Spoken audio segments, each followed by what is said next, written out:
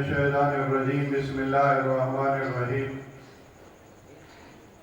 الحمدللہ وکفا والسلام علی عباد الذین اصطفیٰ خصوصاً علی محمد المصطفیٰ وآل بیتہ طیبین الطاہرین الشرفاء اما بعد فقط قال اللہ تبارک و تعالی فی کتابہ الحمید و خطابہ الحمید وهو أصدق الصادقين بسم الله الرحمن الرحيم اليوم أكملت لكم دينكم وأتممت عليكم نعمتي ورضيت لكم الإسلام دينا بلند آواز سے درود پڑھیے گا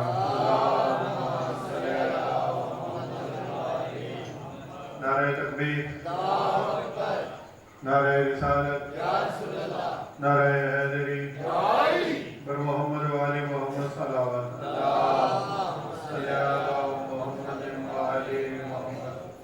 بارگاہ خداوندی میں سجدہ شکر ہے کہ اللہ نے آل محمد کی محبت عطا فرمائی ہے اور یہی دعا ہے خدا انہی کے نقش قدم پہ اور انہی کی محبت میں ہمیں باقی اور قائم و دائم رکھے زیادہ لمبی چوڑی تقریر نہیں ہے اور آپ سب جانتے ہیں کہ جب باہر سے کوئی عالم جزا کر آ رہا ہو پڑھنے کے لیے تو میں پھر اور زیادہ نہیں پڑھتا بہت کم پڑھتا ہوں تاکہ غیر والے کو جو ہم نے اتنے پیسے دینے ہیں تو اس کو زیادہ سے زیادہ ٹائم دیا جائے زیادہ سے زیادہ اس کو سنا جائے لیکن مجلس کا ماحول بنانے کے لیے چند لمحے کے لیے تاکہ ایک ماحول بن جائے پڑھنے والا آرام سے آ کے پڑھ سکے تو زیادہ لمبی چوڑی تقریر نہیں ہے پہلا عشرہ ماہ ذی الحجہ کا گزرا ہے وہ عشرہ جو قربانی کا عشرہ تھا حج کا عشرہ تھا عرفہ کا عشرہ تھا آپ نے قربانی دی حج لوگوں نے کیا یوم عرفہ کیا انسان کی گناہوں کی بخشش کا وہ پہلے ایام گزرے اب وہ عشرہ جو جا رہا ہے یہ بھی کوئی کام عظمت والا عشرہ نہیں ہے آج سے 2 دن کے بعد ایک ایسا دن آ رہا ہے جس دن کے بارے میں خداوند کریم نے اپنے پیغمبر کو کہا کہ اگر تو نے یہ کام نہ کیا میری رسالت کا کوئی کام نہیں کیا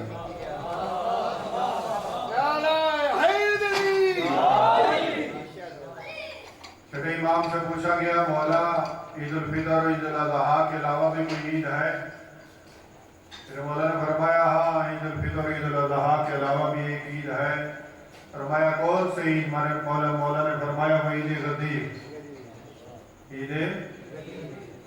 عید غدیر آ رہی ہے جب معصوم سے پوچھا گیا اسی ذکر حسین کے بارے میں مولا سے جو پوچھا گیا کہ مولا آپ ان 10 دنوں کو اتنی اہمیت کیوں دیتے ہو غم حسین میں رونے کا اس قدر ثواب عزاداری ماتم نظر و نیاز کا اس قدر ثواب اس کی اہمیت کیوں آپ اس قدر زور دیتے ہیں میرے مولا نے فرمایا اس 10 دنوں کو اس لیے اہمیت دیتے ہیں کہیں غدیر کے خطبے کی طرح تم ان 10 دنوں کو بھی نہ بھول جاؤ غدیر کا خطبہ بھول گئے تھے نا کہ نہیں بھولے تھے بھول گئے تھے بعد میں جب پوچھا گیا کسی اور کو خلیفہ بنایا تو میرے مولا نے فرمایا تم غدیر کے مقام میں موجود نہ تھے اس نے کہا میں موجود تو تھا لیکن میں سن نہ سکا میں اونچا سنتا ہوں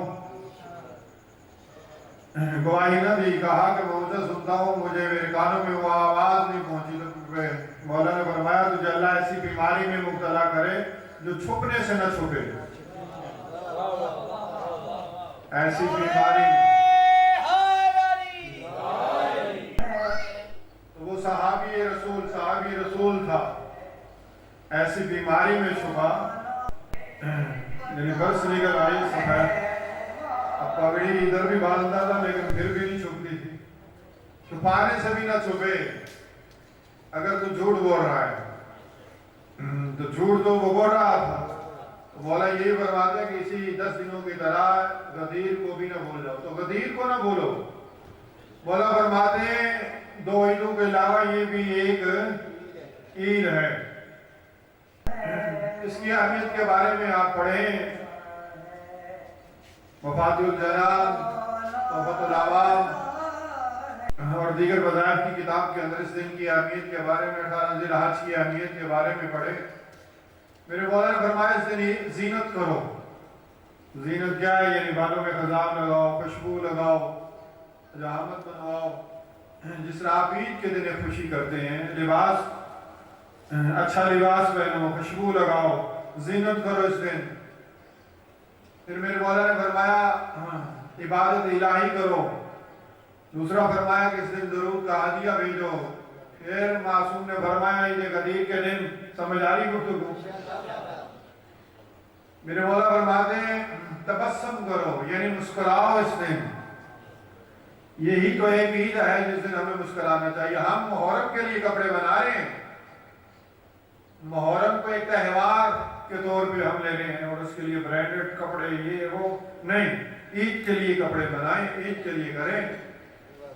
मुहर्रम के लिए सादगी, मुहर्रम के लिए एक अदा, आंखों से आंसू, और ईद के दिन तबस्सुम होना चाहिए चेहरों के ऊपर, जो मौला ने फरमाया। तो वही ईद गदीर हमें नसीब होने जा रही है। तो क्या है, अपने चेहरों पे तबस्सुम फरमाएं, खुशी करें, अच्छे पकवान बनाएं। फिर मेरे मौला ने फरमाया मोमिनीन को खाना खिलाएं इस दिन।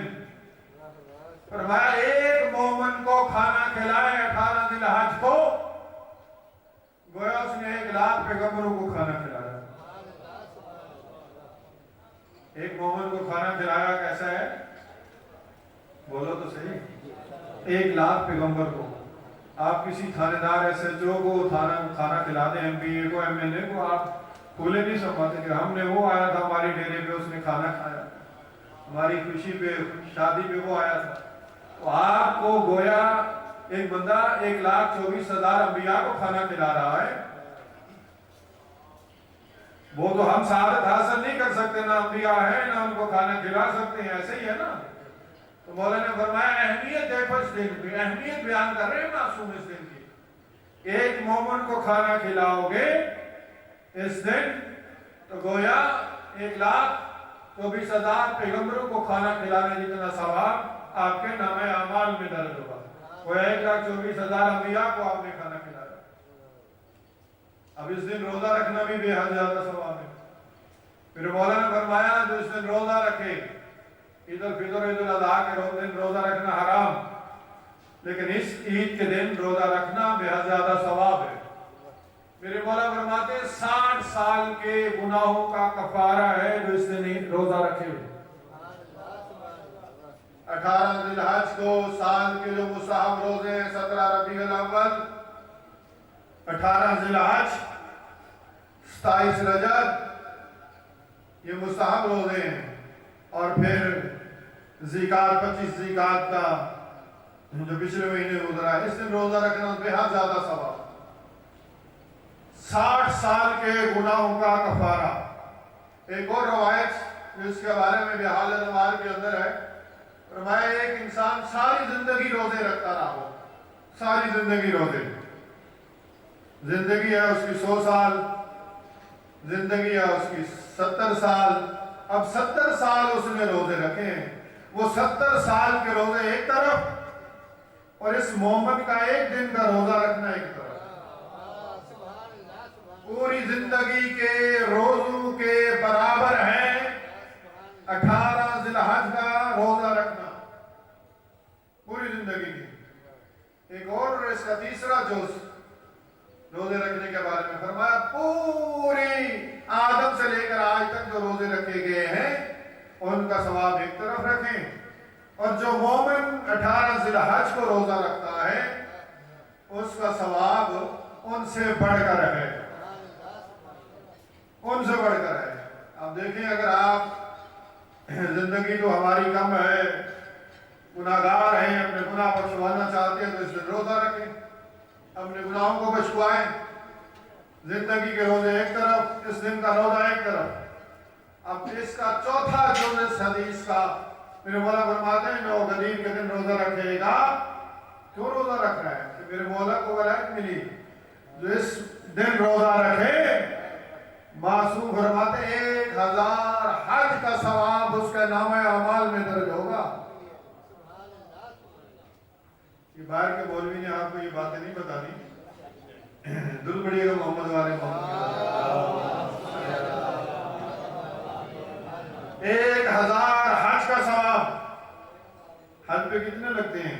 اللہ ہمارے اوپر حج واجب کرے، ہم بھی جائیں، اللہ توفیق دے ہم بھی جائیں۔ ہر بندے مومن کی تمنا ہے جائے، اور اللہ ہر ایک کو لے جائے۔ 8-10 ہزار لاکھ سے تقریباً لگتا ہے خرچہ حج کے اوپر، پھر بھی پتہ نہیں چودھری صاحب منظور ہو یا نہ ہو۔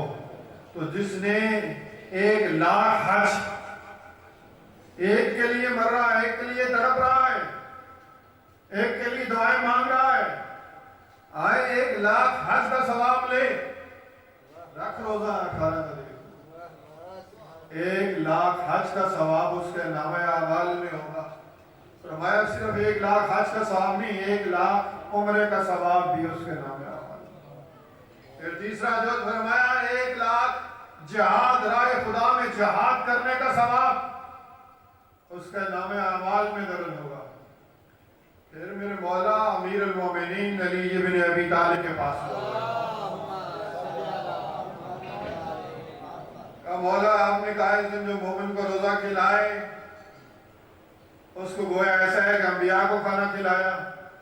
ادھر سے ہے حکم ہے کہ جو اس دن روزہ رکھے 1000 حج کا ثواب، 1000 عمرے کا ثواب۔ اب جب روزے میں ہو تو روزہ کیسے اس کو کھانا کھلائیں؟ اب پھر میرے مولا نے اس کے بارے میں فرمایا جو اس دن کسی مومن کا روزہ افطار کروائے۔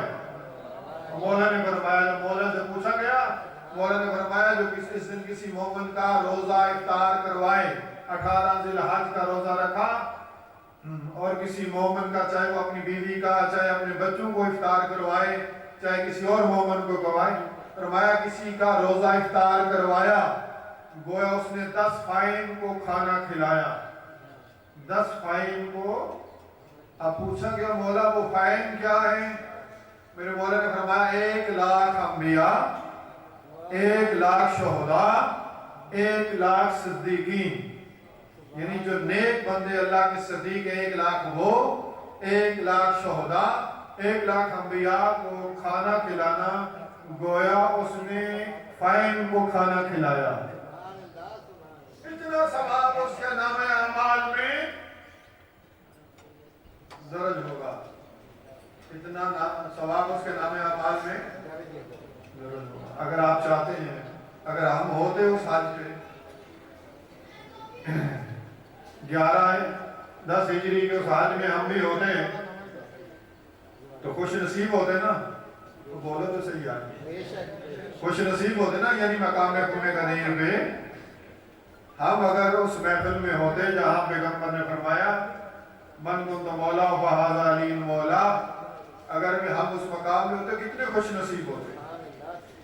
جیسے ہی بلال نے صدا دی حی علی خیر العمل، اللہ کی آیت نازل ہوئی یا ایھا الرسول بلغ، پہنچائیے اس کام کو۔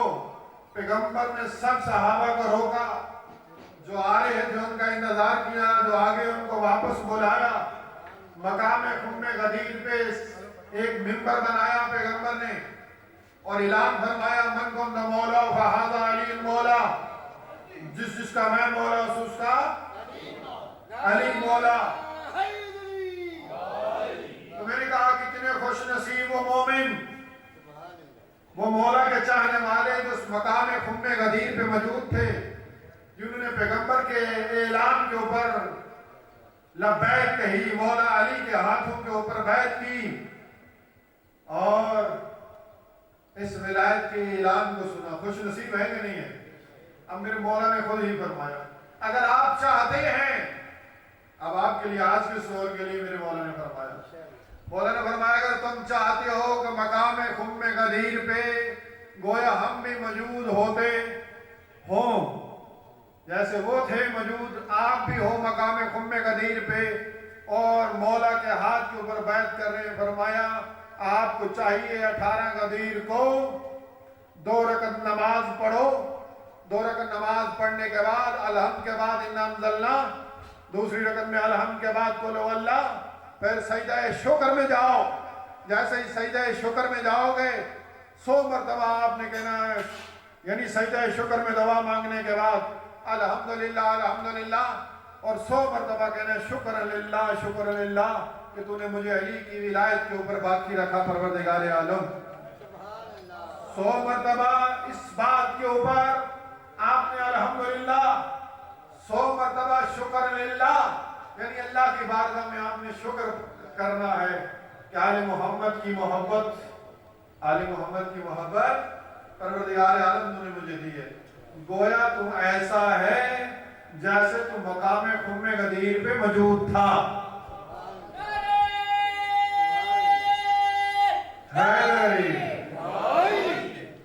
اب کون ہو سکتا ہے؟ ہم نے بتا تو دیا، معصوم کا فرمان بیان کیا آپ کے سامنے کہ اگر آپ چاہتے ہیں کہ آپ مقام خم غدیر پہ گویا بنفس نفیس موجود ہو تو مولا نے فرمایا آپ کو یہ کام کرنا چاہیے۔ مولا فرماتے ہیں روز میثاق کہا گیا اس دن کو، عید غدیر کے دن روز میثاق، عہد معبود کہا گیا وہاں پہ، عید غدیر کہا گیا یہاں پہ۔ فرمایا ہر نبی نے، سنیے گا غور سے جملہ، ہر نبی نے، معصوم فرماتے ہیں ہر نبی نے اپنے جانشین کا اعلان 18 غدیر ہی کو کیا۔ ہر نبی نے، آدم نے جناب شیش کو، آصف جناب سلیمان نے آصف برقیہ کو، جناب موسیٰ نے جناب شمون کو، ہر نبی نے اپنے جانشین کا اعلان 18 غدیر ہی کو کیا۔ نوروز کا دن، غدیر کا دن، اور پیغمبر اعظم نے بھی جب مقام خم غدیر پہ یہ اعلان فرمایا تو کیا دن تھا؟ 18 غدیر کا دن، نوروز کا دن 18 غدیر۔ پیغمبر نے یہ اعلان فرمایا مقام خم غدیر پہ۔ اور پھر میرے مولا کی جب ظاہری خلافت آئی،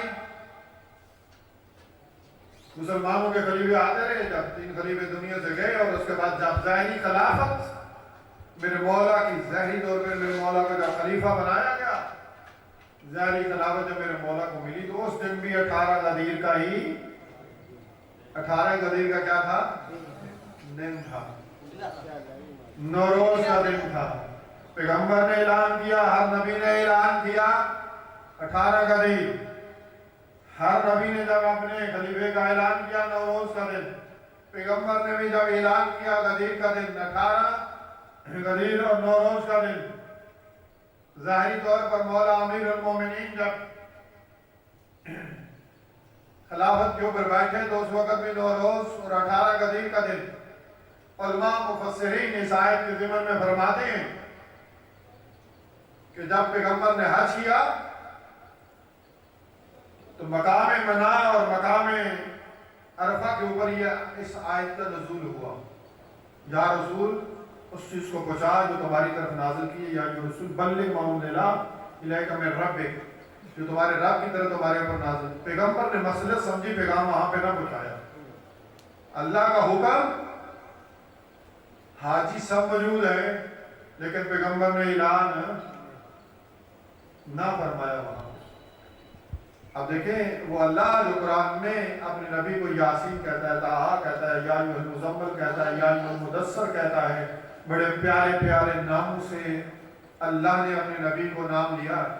لیکن جیسے ہی مقام جوفا پہ آئے، جوفا ایک تالاب، کانٹے دار جھاڑی اس کے گرد، چوہرا، وہاں سے یمن جانے والوں نے یمن جانا تھا، مدینہ جانے والوں نے مدینہ جانا تھا، شام جانے والوں نے شام جانا تھا، روم جانے والوں نے روم جانا تھا، یعنی ہر صحابی نے پیغمبر کو الوداع کرنا تھا، وہاں سے پیغمبر سے جدا ہونا تھا۔ اس آیت کا نزول کہتے ہیں تیسری بار وہاں پہ نازل ہوا۔ اے رسول پوچھا اس خبر کو، اس کام کو جو تمہارے رب کی طرف سے تمہارے اوپر اللہ نے تمہیں دیا ہے، اس امر کو پہنچائیے گا۔ آپ دیکھیں نماز کا حکم اتر چکا، حج کا حکم اتر چکا، قربانی، روزے، مسائل، سب چیز پیغمبر نے پہنچا دیے۔ وہ کون سا اتنا اہم کام؟ فما بلغت رسالتہ، گویا تو نے میری رسالت کا کام ہی نہ کیا۔ اعلان نبوت کے بعد 23 سال تک پیغمبر نے جب اعلان فرمایا، اس کے 23 سال تک بعد پیغمبر نے دین اسلام کے ہر احکام کو پہنچایا، کوئی احکام باقی نہیں رہ گیا تھا۔ اب کوئی اتنا اہم کام تھا نا جس کے بارے میں پیغمبر کو جو کہا جا رہا ہے کہ اس پیغام کو پہنچاؤ، پھر اونٹوں کے بلانوں کا منبر بنایا، بنانے کے بعد پیغمبر نے مولا امیر المومنین کو ساتھ بلایا اور ایک وسیع و بلیغ پیغمبر اعظم نے خطبہ دیا، اور خطبہ دینے کے بعد پھر اس پیغام کو لوگوں تک پہنچایا اور یہ فرمایا من کنت مولا فہذا علی مولا، جس کا میں مولا اس کا علی مولا۔ یہ پیغام تو قرآن کی آیت فوراً نازل ہوئی اللہ کی طرف سے، الیوم اکملت لکم دینکم۔ پسندیدہ دین اللہ کا کون سا ہے؟ دین اسلام۔ شروع کہاں سے ہوا دین اسلام؟ جناب آدم سے، ایسے ہی ہے نا۔ تکمیل آخری نبی حضرت محمد مصطفیٰ، آدم سے شروع ہونے والا دین حضرت محمد مصطفیٰ تک تکمیل پسندیدہ دین۔ قرآن کہہ رہا ہے الیوم اکملت لکم دینکم، آج کے دن دین اسلام کو مکمل کیا، آج کے دن دین اسلام کو مکمل کر دیا۔ دین اسلام کو آج کے دن کیا ہے؟ مکمل کیا۔ وہ مکمل کیسے؟ مولا علی کی ولایت کا اعلان پیغمبر اعظم نے کیا۔ اگر دنیا محبت علی کے اوپر باقی رہتی، یہ پیغمبر کا فرمان ہے، اگر ساری دنیا یا علی تیری محبت میں جمع ہو جاتی، اللہ جہنم کو پیدا ہی نہ کرتا۔ جہنم بنی مولا کے دشمن کے لیے، جنت بنی مولا کے چاہنے والے۔ اگر ساری دنیا مولا کی محبت میں جمع ہو جاتی، غدیر کے خطبے کو پہچان لیتی، خامس آل آباد 3 دن کی بھوکی پیاسی میدان کربلا کے اندر شہید نہ ہوتی، کیونکہ جشن نہیں ہے، مجلس ہے، تو 2 جملے مسائب کے کہنا چاہوں گا۔ یہ مجلس منسوب ہے جناب مسلم نقیل کے ساتھ، ان کا تابوت بھی آج برآمد ہوگا، لیکن میں ان کے 2 شہزادوں کی 2 جملے مسائب کے پڑھنا چاہتا ہوں۔ لوگ عید کے دن خوشیاں منا رہے تھے اور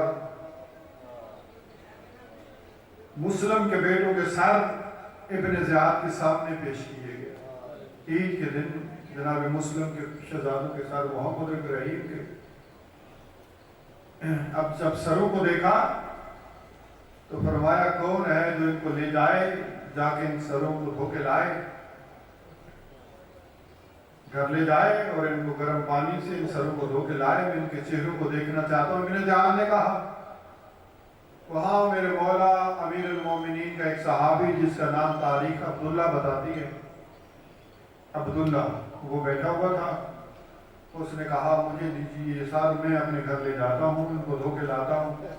اس نے اپنی جھولی میں 2 سروں کو لیا، جیسے ہی عید کے دن آیا اپنے گھر پہ دخل باب کیا، زوجہ نے دروازہ کھولا، جیسے ہی اپنے شوہر کی جھولی کو خون سے رنگین دیکھا نا، تو کہا عبداللہ، اے عبداللہ تو گوشت لایا ہے؟ جیسے کہا عبداللہ تو گوشت لایا ہے، چیخ نکل گئی عبداللہ کی۔ فرمایا گوشت نہیں لایا، مسلم کے بیٹوں کے سر لایا، مسلم کے بیٹوں کے سر۔ جب وہ دونوں سر پیش کیے گئے، اس کی زوجہ ان سروں کو دھو رہی ہے، یہ تمہاری ماں تو مر گئی ہو گئی۔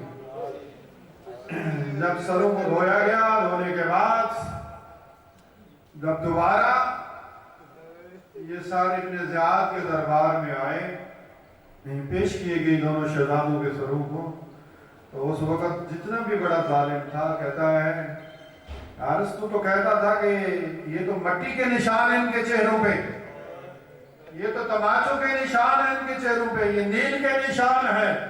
وہ لیکن ساری رات ان شہزادوں کے اوپر ظلم کرتا رہا اور تماچے مارتا رہا۔